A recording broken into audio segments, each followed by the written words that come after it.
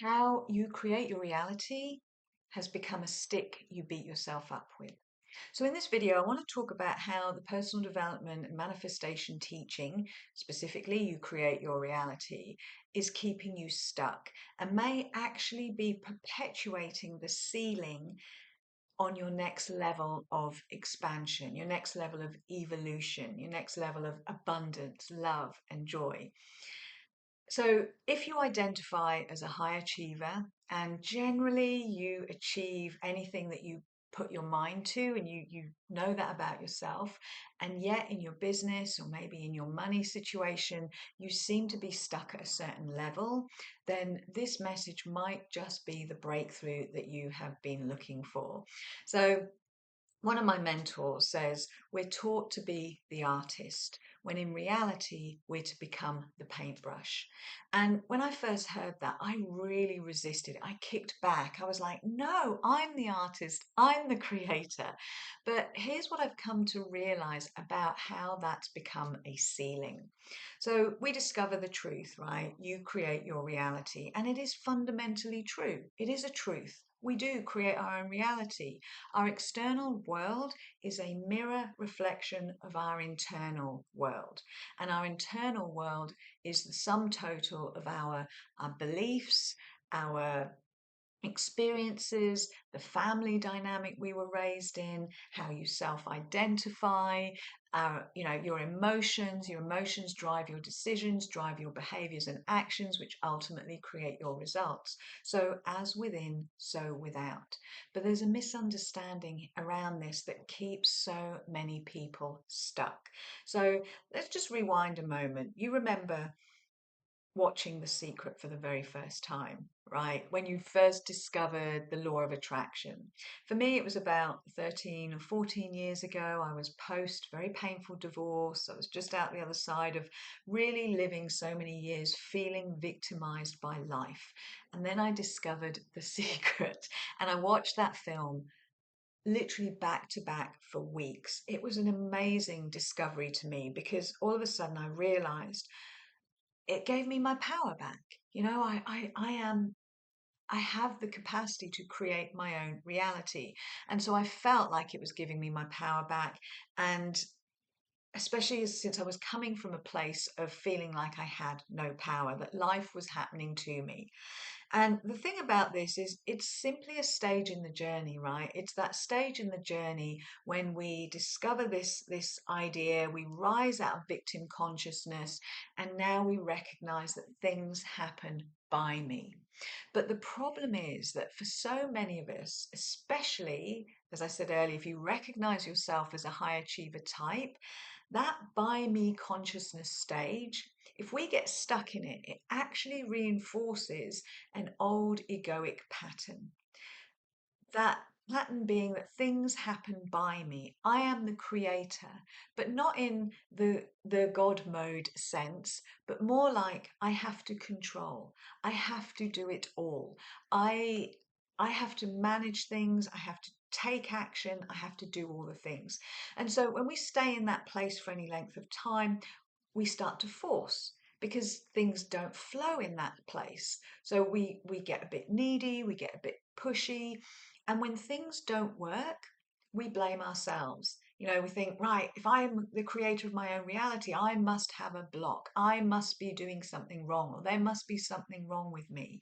Or we start to see the result and then we get hyper focused on that unwanted result and we start looping and get stuck in that, perpetuating that same result. So the misunderstanding with you create your reality is that you are the artist. So if the artist isn't doing, nothing gets created, right? So that is the essential misunderstanding with this. And so when things don't work in your life or your business or they stop working, should I say, in your life or your business, as they inevitably will and they inevitably do. And the reason I say inevitably is because it's simply that you're being called to expand, you're being called to the next level, you're being called to grow. Instead of actually going with that growth and going through the pain barrier, what we tend to do is we backpedal, right? We start to go over our old ways, our old patterns that once worked in a bid to regain control, in a bid to try and fix things. When in actual fact, what's happening is that we've outgrown those patterns. And the next level of consciousness is actually seeking expression. So this is when you are ready to become the paintbrush so that life can express through you, but we don't recognize that, so we resist it because it feels painful, right? So, to put this into context, I want to share with you three kind of signs that you've outgrown your current level of consciousness and your ego is resisting the next level. So, the first sign is that things stop working like they once did. So you might recognize that suddenly your business has ground to a crushing halt, like you've lost all momentum and you're experiencing a lot of pain and confusion around this. You can't understand it because you're doing all the things that you've always done that always worked. But now, suddenly, the old modus operandi is no longer effective. So that's the first one of the signs. You're being called to up level, you're being called to grow. So that's the first sign. The second sign is that your patterns are being exposed. It's like this is where you start to recognize, and it's really uncomfortable when you start to recognize that your results are only just keeping your head above water. Like you're waking up to the fact that, hang on a minute, no matter how hard I work, no matter how much I try, and no matter what strategy I implement, I'm still bobbing along at a certain level, right? And this is one of the sneaky things about the patterns that we get caught up in. They're saboteurs, right? And as a saboteur, it it it it thinks it's protecting you, so it has a function, it wants to stay, but you've outgrown that pattern. But what makes the saboteur really sneaky is that it feeds us small wins, like little victories, just enough to create the illusion that it's effective, that it's working. And I certainly had this. Just a quick story. In the early days of my business, might have been sort of late 2015, early 2016, I went about launching my first ever group program, and I didn't really have a launch strategy as such. I just picked up some various bits of information and created this group program. I was really excited about it, and I was going all out marketing it on Facebook and to my list. And by the Friday, the final Friday before the start of the first call, the program started, which was on the Monday evening. By the Friday, I had one person signed up. So I started to freak out a bit, thinking, oh my God, I've got one person signed up. It's the weekend, and I start this program on Monday.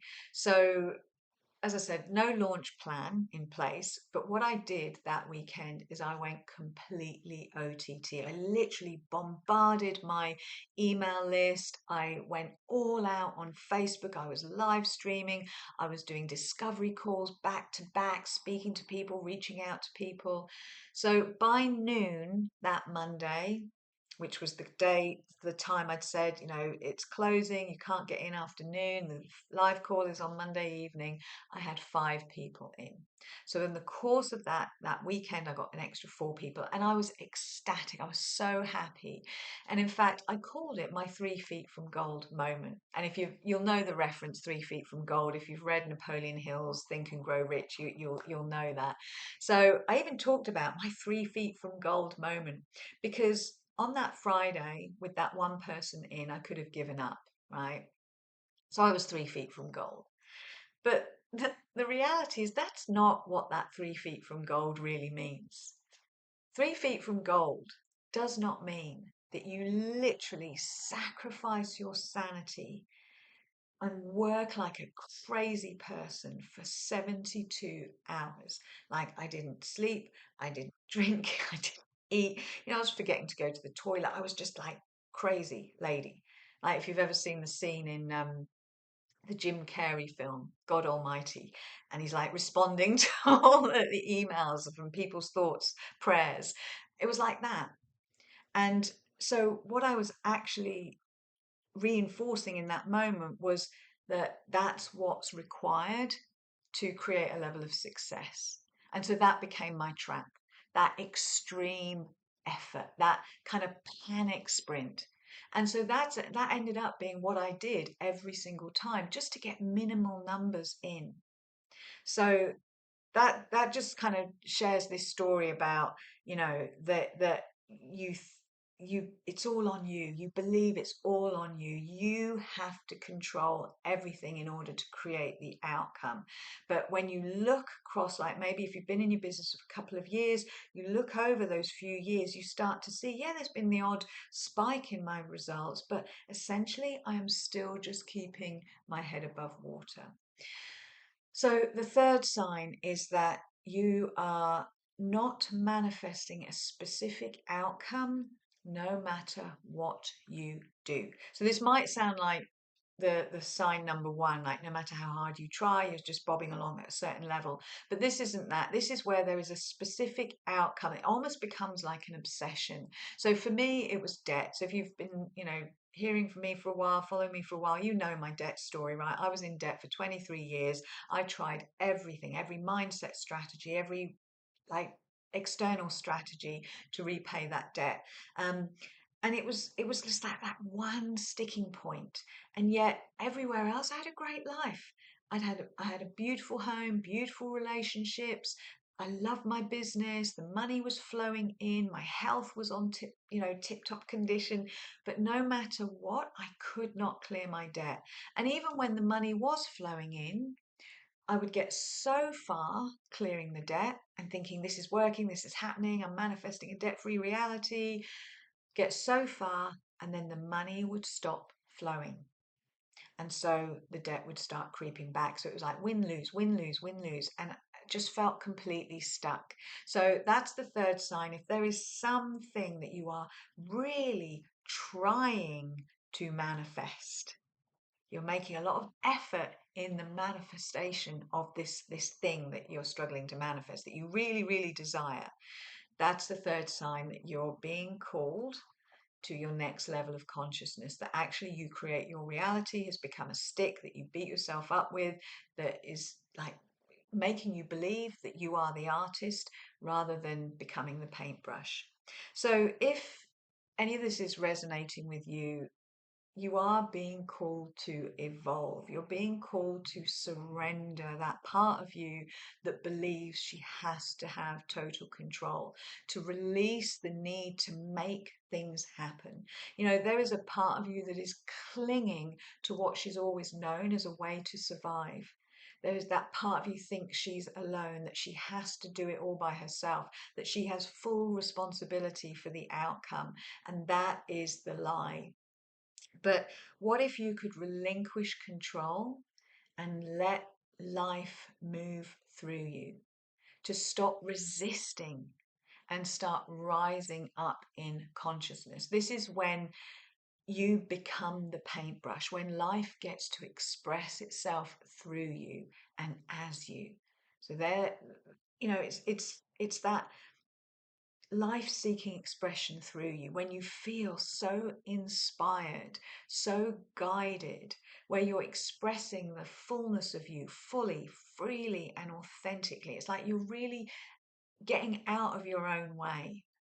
And so that's what you're being called to. So if any of this has landed, I would love you, please, just to hit the like button, drop me a comment below. I'd love to hear from you. I'd love to hear, where you're at. And if you've got any questions, please put them below. I will answer everyone, and there may be some inspiration in there for the next video that I create. So thank you so much for watching. If you'd like more support as you navigate this business growth journey, then please go ahead, subscribe to my channel, and thank you so much for being here.